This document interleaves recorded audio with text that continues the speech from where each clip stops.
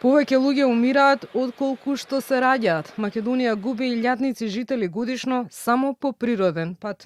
Според последните сумирани квартални податоци за 2025 година од Државниот завод за статистика, природниот прираст во земјава останува во негатива.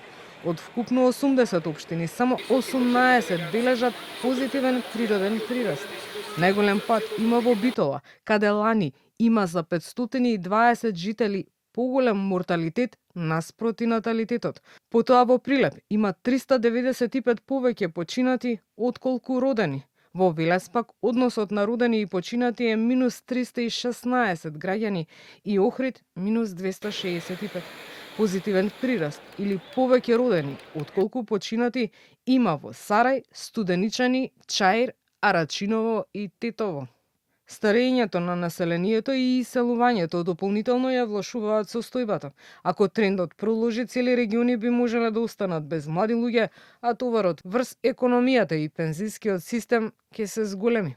Националниот координатор за демографија и млади Владимир Ѓорчев вели дека има стратегија за негативниот тренд да запре и да се сменат состојбите. Дел од мерките се и поголемите можности за инвитро. Со голем број на семејства се соочуваат со неполност, голем број на брачни двојки.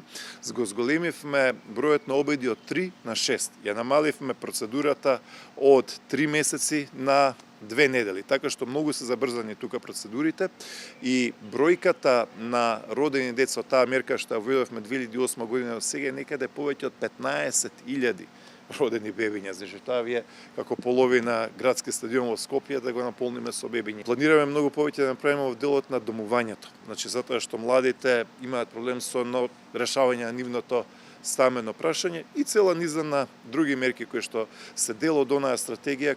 Последните официјални статистички податоци покажуваат и тренд на намалување на склучените бракови.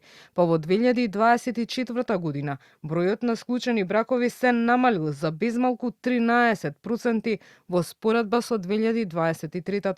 Просечната возраст при склучување на прв брак е околу 28 години за невестата и 30 за младоженецот. Стапката на разводи во истиот период се зголемила за безмалку 15%.